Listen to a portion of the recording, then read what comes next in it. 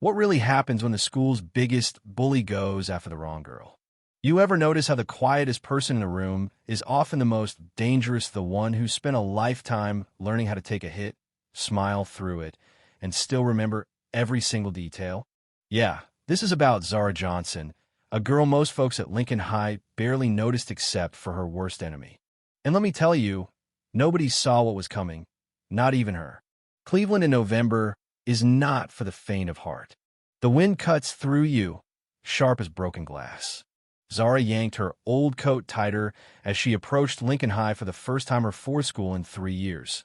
Thanks to her mom's work bouncing from Detroit to Atlanta to Cleveland, chasing whatever grant was keeping their lives afloat. Just keep your head down, baby. Maybe this'll be our last stop, her mom whispered that morning, fussing gently with Zara's hair. Zara wanted so badly to believe her, but hope's a dangerous thing she'd learned the hard way. That first week, Zara did what she always did. Slipped through the cracks, eyes down, never late, never too early, always sitting just far enough in the back that teachers didn't call on her, but not so far they wondered why.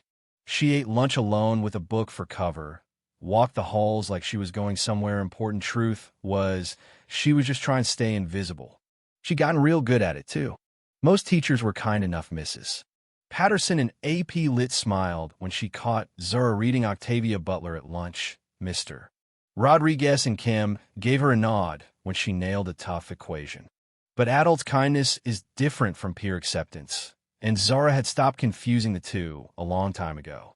By the end of the week, she almost let herself hope maybe, just maybe, this would be the year she made it through untouched graduate quietly, fade into a big college where nobody cared if you were smart or different. Yes, she should have known better. Then Brooklyn Martinez spotted her.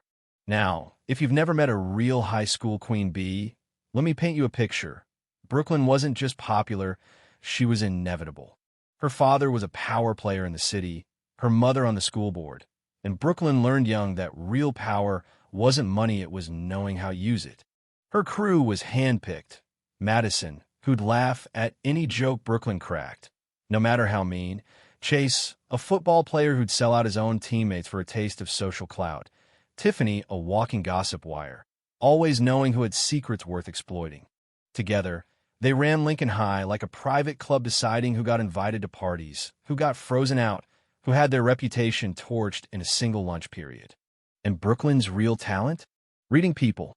She could smell insecurity from the other end of the hallway, find a weakness, and poke at it just enough to make you bleed. Zara might have looked invisible to everyone else, but to Brooklyn, she stood out like a wounded bird. It happened that second Thursday. Zara, deep in her book, collided with Brooklyn in the cafeteria, sending her designer purse and a shower of $20 bills flying across the tile. Silence hit the room like a wave.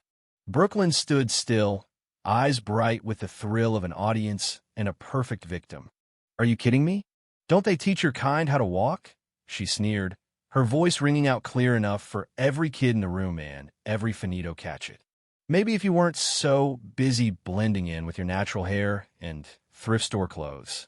Zara froze, hands shaking as she gathered the scattered stuff, her apology barely a whisper. Brooklyn's smile grew sharper. "Cat got your tongue," or "Is that just how your people are?" Laughter rippled through her crew. Phones pointed. Teachers looked away. In that moment, you could almost see something snap inside Zara, look in her eyes, quiet and hard. Brooklyn had no clue she'd just picked the wrong girl. From there, things escalated. Words, little digs whispered as Zara passed by, stuff knocked out her hands, a lunch tray dumped accidentally in her lap. Books ruined, a sign taped to her back that said, in big red letters, "Go back to Africa." Everyone saw, nobody spoke. Teachers shrugged. Girls will be girls. Students watched, relieved it wasn't them. One day, after yet another cruel trick, Ashley, a quiet girl from AP Calc, asked, "Why don't you ever fight back?" Zara shrugged. "How do you explain that you're not scared of Brooklyn? You're scared of what'll happen if you finally stop pretending to be weak." What Brooklyn never realized was every nasty comment, every humiliation, wasn't breaking Zara, it was forging her. She'd been building armor for years, learning the system, waiting for the right moment. The breaking point came with that sign. As Zara peeled it off, Brooklyn watched with that smug look she wore every time she tore someone down.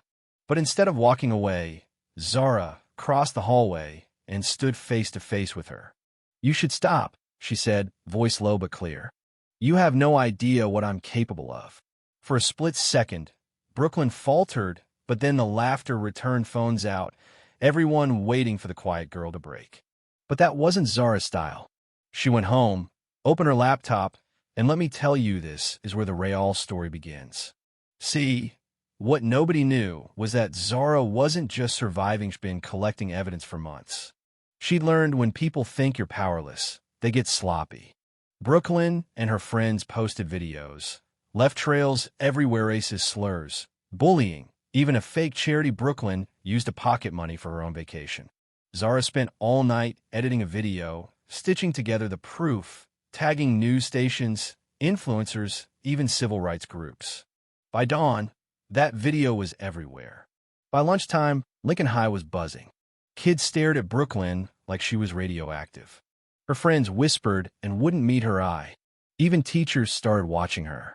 Brooklyn watched the video herself, and for the first time, she saw what everyone else did: a mean, racist bully with nowhere to hide. But Zara didn't stop there. At 2:15, the school intercom crackled. Zara's voice came through, calm, clear, impossible to ignore. She laid it all out.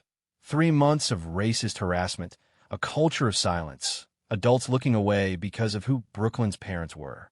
"I'm not the first she's targeted, and I won't be the last unless something changes. The evidence is public. The choice is yours." Screens lit up all over school classrooms, cafeteria, even a sign out front showing Brooklyn's greatest hits in living color. By the end of the week, Brooklyn was gone.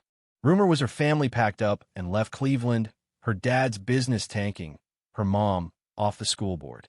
Suddenly, nobody wanted to be linked with a family known for raising a bully. Lincoln High changed overnight.